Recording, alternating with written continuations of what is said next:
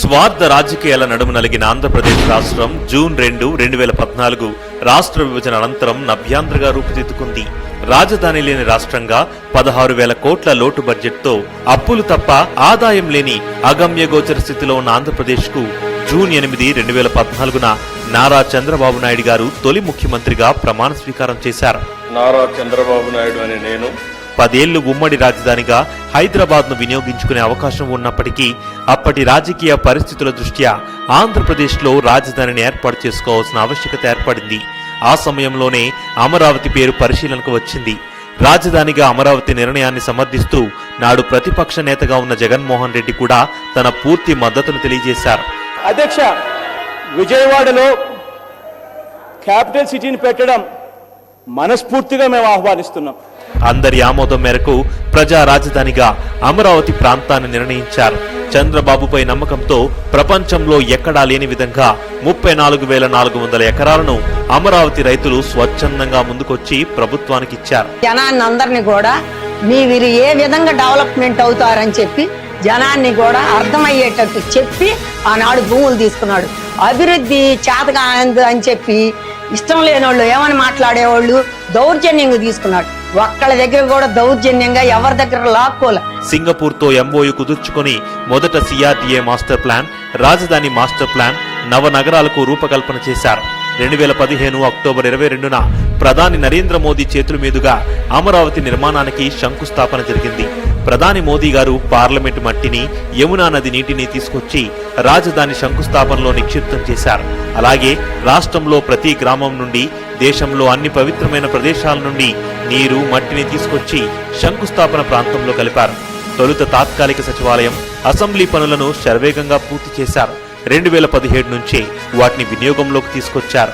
అనంతరం తాత్కాలిక హైకోర్టు భవనం సిద్ధం చేశారు. వాటితో పాటుగా శాశ్వత వసతి కోసం MLA, MLC quarters, IAS, IPS అధికారుల కోసం నిర్మించిన నివాసాలు దాదాపు పూర్తయ్యాయి.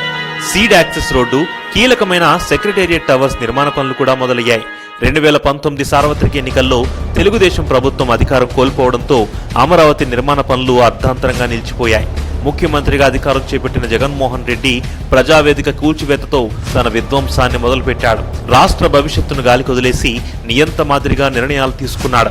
2019 డిసెంబర్ 17న ప్రపంచంలోనే ఫెయిల్యూర్ మోడల్ అయిన 3 రాజధానులను జగన్మోహన్ రెడ్డి అసెంబ్లీలో ప్రకటన చేశాడు. సౌత్ ఆఫ్రికా లాంటి దేశం చూస్తే దానికి 3 క్యాపిటల్స్ ఉన్నాయి. బహుశా ఆంధ్ర రాష్ట్రానికి బహుశా 3 క్యాపిటల్ వస్తాయేమో. దీంతో 2019 డిసెంబర్ 18 నుంచే అమరావతి పరిరక్షణ ఉద్యమానికి రైతులు పిలుపునిచ్చి నిరసనలకు దిగారు. ఆయన 3 రాజధానులను ఎప్పుడైతే ప్రకటన చేశాడో మేము ఆ రోజే రోడ్లు ఎక్కామండి. ఆ రోజే రోడ్లకి అసలు ఆ రోజు చెప్పిన మాట ఏంటి సార్, మీరు ఇదేందని మేము అడగటానికి ఆయన దగ్గరికి వెళ్తే మాకు అసలు పర్మిషన్ ఇవ్వలేదండి. 2019 డిసెంబర్ 27న అమరావతిలో ఇన్సైడర్ ట్రేడింగ్ జరిగిందని వైసీపీ ప్రభుత్వం విచారణకు ఆదేశించింది. అమరావతి రాజధాని కోసం శాంతియుతంగా నిరసన తెలుపుతున్న రైతులపై జగన్ రెడ్డి పోలీసులతో లాఠీచార్జ్ చేయించి వారి గొంతు నొక్కే ప్రయత్నం చేశాడు. మేము కంటి నిండా నిద్రపోయి కడుపు నిండా తిండి తిని 4 సంవత్సరాలు అవుతుందండి. మా బాధ మేము ఎవరు చెప్పుకోవాలి? మేము దొరకబడికి వెళ్తుంటే చుట్టు పట్టుకొని మమ్మల్ని కింద పడేసి ఏడ్చి లంచామండలారా మీరు ఎంత తీసుకొని వచ్చారు? 500 తీసుకున్నాం.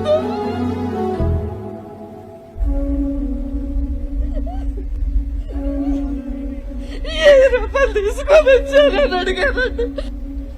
మేము పేడాడిస్ట్లో కాదండి, భూమి తల్లి పెట్లో.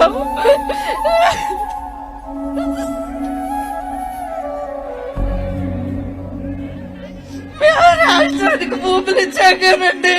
మేము పేడాడిస్టులాగా 500 రూపాయలు తీసుకొని మేము రాలేదండి. 2020 జూలై 31న సిఆర్డీఏ రద్దు మరియు 3 రాజధానుల బిల్లుకు గవర్నర్ ఆమోదం తెలిపారు. Decentralization of administration has been the key principle based on which the legislation is in process to have a 3 capitals concept. 2020 August 4న 3 రాజధానుల ఏర్పాటు, సిఆర్డీఏ రద్దు ఉత్తర్వులపై ఆంధ్రప్రదేశ్ హైకోర్టు స్టే విధించింది. 2021 జనవరి 19న అమరావతి ప్రాంతంలో ఇన్సైడర్ ట్రేడింగ్ జరిగిందని ఆరోపిస్తూ ప్రభుత్వం పెట్టిన కేసులను కూడా హైకోర్టు కొట్టేసింది. కోర్టు మొట్టికాయలతో నవంబర్ 22న గతంలో ప్రవేశపెట్టిన 3 రాజధానుల బిల్లును వెనక్కి తీసుకుని మెరుగైన బిల్లు తీసుకొస్తామని జగన్ రెడ్డి అసెంబ్లీలో ప్రకటించాడు. ఇంతకు ముందు ప్రవేశపెట్టిన బిల్లును ప్రభుత్వం వెనక్కి తీసుకుని మళ్ళీ మెరుగైన బిల్లుతో సభ ముందుకు వస్తుంది. 2022 మార్చి 3న 3 రాజధానులు సిఆర్డీఏ రద్దు సరికాదని 6 నెలల్లో అభివృద్ధి ప్రణాళిక పూర్తి చేయాలని హైకోర్టు ప్రభుత్వానికి ఆదేశాలు జారీ చేసింది. అయినప్పటికీ రాజధాని నిర్మాణానికి జగన్ అమరావతిలో ఒక్క ఇటుక కూడా వేసిన పాపాన పోలేదు. ప్రజల నుండి తీవ్ర వ్యతిరేకత వ్యక్తం కావడంతో పరదాల మాటునే పరిపాలన సాగించాడు. పదవీ గర్వం, అవగాహన లోపం, కక్ష సాధింపు తత్వానికి 5 ఏళ్లు అమరావతిని బలి చేశాడు. 2024 సార్వత్రిక ఎన్నికల్లో జగన్ అరాచక ప్రభుత్వానికి వీడ్కోలు చెప్పిన ప్రజలు కూటమి ప్రభుత్వానికి పట్టం కట్టారు. బ్రిటిష్ వారి కబంధ హస్తాల నుండి విముక్తి పొందినప్పుడు దేశం ఎంత స్వేచ్ఛగా ఊపిరి పీల్చుకుందో వైసీపీ పాలన అంతమైన తర్వాత రాజధాని అమరావతి అభివృద్ధికి అంత స్వేచ్ఛ లభించింది. ముఖ్యమంత్రి నారా చంద్రబాబు నాయుడు గారు, ఉప ముఖ్యమంత్రి పవన్ కళ్యాణ్ గారి కృషితో రాజధాని నిర్మాణం కోసం ప్రధాని మోదీ సారథ్యంలోని కేంద్ర ప్రభుత్వం ఇప్పటికే 15,000 కోట్ల నిధులు మంజూరు చేసింది. Pradesh Reorganization Act.